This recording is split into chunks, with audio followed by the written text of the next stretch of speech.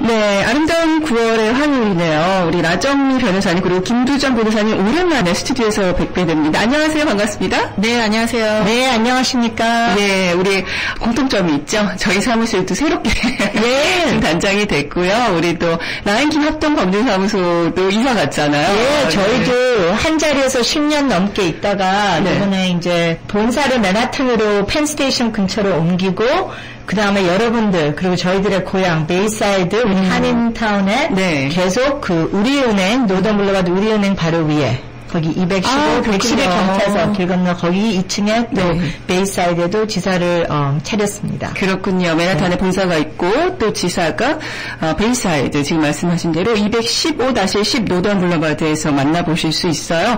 예전 베이사이드 지점과 좀 이렇게 건너편으로 가신 거네요. 가깝죠. 가깝게 건너편. 네. 저희 방송국과도 가까워서 이사촌이 됐어요. 네, 맞습니다. 방송국도 너무 예쁘네요. 처음 방문이시죠? 네. 이렇게 새로운 새 출발이 많은 9월이에요, 사실. 네, 새 학기도 시작되고, 하지만 저 안타까운 점이 새 학기가 시작되려고 하는데 또 못 가고, 이런 많은 정말 포스트 코로나로 변화가 있었잖아요.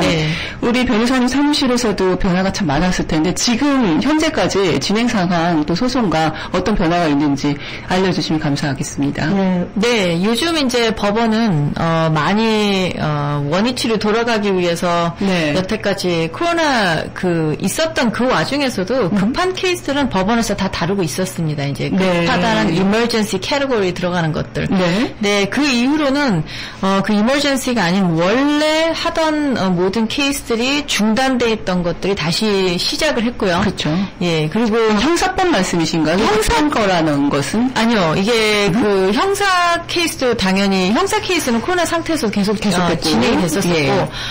민사 케이스에도 가정법 케이스거나 육체적인 어떤 위급이 된다는 그런 상황이 되든지 접근 금지령을 받아야 된다는 상황이 되든지 가정폭력 이런 것들이 코로나 상태 때문에 많이 이슈가 됐기 때문에 그런 것들 다루는 법원들은 코로나 와중에서도 오픈이 돼 있었던 상태였고요.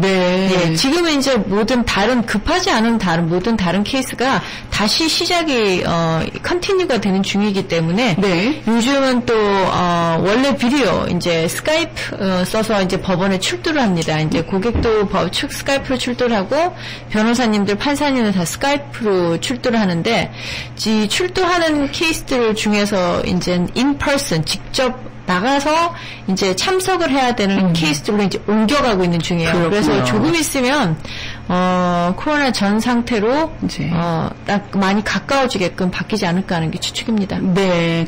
이상한 나라에서 한 6개월 이상 계속 살았는데 지금 아무래도 가정 폭력이 늘어나고 있다는 그 치안 당국의 통계가 나오고 있고 저희 방송국에서도 이제 여러 가지 뉴욕 가정 상담소와 연관이 되어 있어서 이야기를 매주 나눠보다 보면 전국적으로 20%에서 35%의 증가율을 보인다는 아주 안타까운 소식이 있어요. 네. 여러 가지 주 법이 다 다르겠지만 가정 폭력은 신체적인 폭력뿐만 아니라 여러 가지 경제적 학대 여러 가지가 있을 텐데 이 뉴욕의 상황은 어땠는지 또 고객들 중에서도 그러한 좀 안타까운 소식이 있었는지 궁금해요. 네. 안타까운 일이지만 이 코로나 상태 때문에 제 생각에는 모든 사람들이 밖에 출입이 한참 동안 안 됐던 것도 이유가 됐을 테고 그리고 이 일 때문에 한 공간에서 있다 보니까 거기에 대한 스트레스도 이제 잘 지내시던 분들도 거기에 따른 스트레스가 있을 테고 거기에다가 이제 아이들까지 이제 가정에는 아이들까지 집에서 모든 식구가 같이 있다 보니 그런 스트레스 받는 일들이 많아서 그랬던 것 같아요. 경제적인 스트레스에 정신적인 스트레스까지 받으시니까는 이런 일이 가족 안에서 이런 일이 많이 일어났고요. 이제 그 와중에 안타까운 일도 있었기 때문에 연락을 주신 분들도 있었었고, 저희가 좀 한국 문화가 있을 수도 있는데 부부싸움은 칼로 물베기 이런 이야기도 있어서 어느 정도의 그 피해자가 어떤 잘못이 있기 때문에 또 그런 것이 아니 아니냐 이런 얘기도 있고 지나치게 좀 관대한 부분도 없지 않아 있을 수도 있는데 우리가 미국에 살아갈 때 민사와 또 형사법으로 다룰 만큼 굉장히 가정폭력 문제를 심각하게 다루잖아요. 네. 좀 어떤 그 기준점이 있을까요? 저희가 알아둬야 어디서부터 폭력으로 좀 생각을 해야 되는지. 왜냐하면 피해자들이 꼭 신고를 한다기보다는 본인이 피해자라는 그 사실을 인지하고 있는 것도 굉장히 중요하다는 생각이 좀 들 것 같아요. 요즘에는 아시다시피 육체적으로 뭐 이렇게 맞고 뭐 그렇게 해야지만 그게 폭력이 아니고 언어의 폭력도 있고 정신적인 폭력도 있고 그런 세대들이 많습니까? 그런데 우리 한국 분들이 아실지 모르겠지만은 그 피해를 당하시면서 오히려 그 사건이 피해자한테도 나쁜 사건으로 이렇게 바뀌어질 수 있는데 왜냐하면은 아이들이 같이 엄마 아빠랑 그 한 집에서 그런 사건들을 겪으면서 목격하면서 아이들에게도 피해가 네, 그 아이들이 겪고 있는 그런 정신적인 피해나 그런 것을 요즘에는 아이들을 보호하는 기관들이 그런 것 자체가 그 피해를 받는 쪽도 당신도 잘못이 있다 이런 식으로 지금 판결이 나는 사건들이 있기 때문에 네. 이제 조사가 나오면은 어쩔 때는요 참 놀라게도 그 폭행을 당하시고 참으시면서 사시고 계시는 부모도 이제 아이들한테 그런 신경을 쓰지 않았다 하는 사건으로 이렇게 검거는 아니죠. 네. 가정 법원의 사건이 시작이 될 수 있습니다. 조사가 들어갈 수 있습니다. 그렇군요. 네. 네, 그렇습니다. 질문 한번 받아보도록 하겠습니다. 접근 금지 명령을 받은 사람이 계속 카톡을 보내고 있다고 해요. 네, 어디서 보내는지 알 수는 없지만 타주에 있는 것 같기도 하고요. 근데 궁금한 것은 접근 금지 명령을 어긴 것이 아닌지 궁금하고 또 막을 수 있는 방법이 없는지도 알고 싶습니다. 라고 주셨어요. 예, 짧은 답은 어긴 것이고 그러니까 접근 금지령은 하나의 명령이죠. 법원에서 나오는 명령인데 그 명령은 판사님이 내리신 명령이기 때문에 접근 금지를 통해서 보호를 받고 있는 사람이 먼저 연락을 해도 그 사람의 명령을 어기는 것이 아니고 그렇죠. 그 명령을 내린 판사님의 법원의 그 오래를 우리가 어기는 것으로 취급이 됐기 때문에 네. 어떤 상황을 많이 보냐면은 어떤 폭행 사건이나 어떤 사건이 있어서 누가 검거가 돼요. 그 사람이 그래서 판사님 앞에 가게 되고 그러면은 검찰청이 접근금지령을 요청하게 되고 그러면 그 사건을 통해서 접근금지령이 99% 나오게 돼 있어요. 그러면은 그 접근금지령 때문에 이제 검거된 사람이 더 이상 같이 이제 옆에 살지도 못하고 이야기도 못하고 그런 상황이 되는데 네. 피해자랑 그런데 이제 피해자가 이제 연락을 하니까는 거기에 이제 답변을 하게 되고 그러다가 둘이서 또 대화가 되다가 이제 뭐 경찰이 연락 와서 피해자한테 너가 접근금지령을 이렇게 너를 위해서 이렇게 나왔는데 혹시나 연락이 왔냐 검거된 사람이 연락을 했냐 아니면은 뭐 집에 있냐 조사를 해봐야 되겠다 이런 식으로 이제 그 다음 단계로 넘어가거든요. 한 일주일 있다가 그렇게 되면 그 피해자라는 분은 당연히 우리 카카오톡 몇 번 했다 뭐 이렇게 대답을 그렇죠. 쉽게 하세요. 네. 그죠? 그게 힘든 상황인지 생각을 못 하시고, 네. 그렇게 되면 형사는 할 수 없이 또 그 접근금지령을 위반했다는 사건을 접수시켜야 되고, 또 체포하러 나가야 되고, 그럼 검거되신 분은 첫 번째 사건이 있고, 그다음 두 번째 사건이 생기고,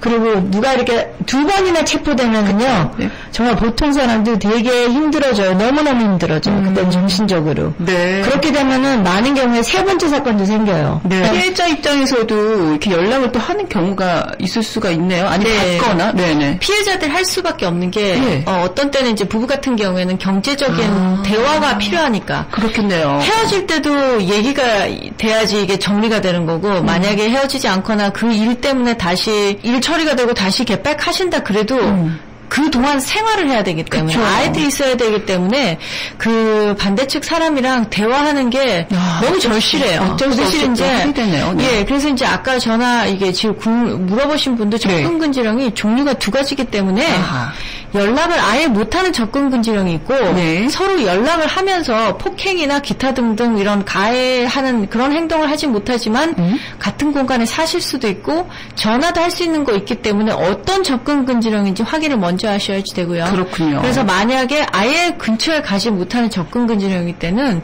피해자분들이 그걸 굉장히 힘들어하시는 경우가 많아요. 왜냐하면 네. 대화를 나눠야지 아이 얘기 때문에도 나눠야지 되고 뭐 이게 어디 있는지 경제적인 거에 대한 것도 물어봐야지 되는데 왜 남편이 그걸 다 테이크하고 있었다든지 뭐 이렇게 되면 그렇죠. 그렇죠. 근데 이제 연락을 하게 되더라도 접근금지령이기 때문에 대화를 나눌 수 없는 상황이기 때문에 그럴 때는 검거되신 분 변호사님한테 연락을 하셔야지 돼요. 연락을 할 수 있는 방법이 달리 없기 때문에 네. 예. 이제 그런 거 때문에 피해자들도 굉장히 많이 힘들어합니다. 이런 일 있을 네. 때 그냥 뭐 남남이어서 접근 금지를 받았다는 문제가 없죠. 예, 그냥 연락 안 하고 살면 되죠. 그렇죠. 예, 지금 생각해보니까 예. 이런 질문이 왜 왔을까라는 생각을 해보니까 이렇게 좀 가까운 사이에서 예, 이게 본의 아니게 접근 금지 명령이 떨어졌을 때 또 중간에 아이들의 문제. 네. 하지만 접근 금지가 두 가지가 있다고 했었어요. 네. 뭐 기본적인 연락을 또 할 수 있는 접근 네. 금지가 있고 네. 또 아예 하지 못하는 거 그런 점들 좀 확인하시면서 네. 네, 접근 금지령을 받기 전에 만약에 이런 분들이 계시면 그것도 좀 참고하시면 참 좋겠네요. 네. 네. 그래서 오늘 오랜만에 대면으로 또 인터뷰를 저희가 오늘 생활상담 진행을 했더니 더욱더 반갑습니다. 저희는 안전하게 하려고 좀 이렇게 늦추고 있었거든요. 네. 네. 너무 좋아요. 네. 할 수 있어서. 또 그리고 특별히 우리 두 변호사님께서는 전직 검사 출신이시죠. 오늘도 좋은 말씀 해주셨는데 우리 짧게 청취자분들께 인사 말씀 나눠주시고 마무리하겠습니다. 네. 여러분들 저희 그동안 10년 넘게 한 자리에서 베이사이드 노던 215가의 사무실에서 만났는데 이제 더욱더 더 좋은 서비스를 하려고 맨하튼으로도 네. 그 다음에 또 바로 우리은행 215가 똑같이 길 건너서 지금 베이사이드 오피스에 있습니다. 많이 찾아와 주시고 같이 열심히 해봅시다. 네, 고맙습니다. 네. 생활상담 지현이었습니다. 고맙습니다.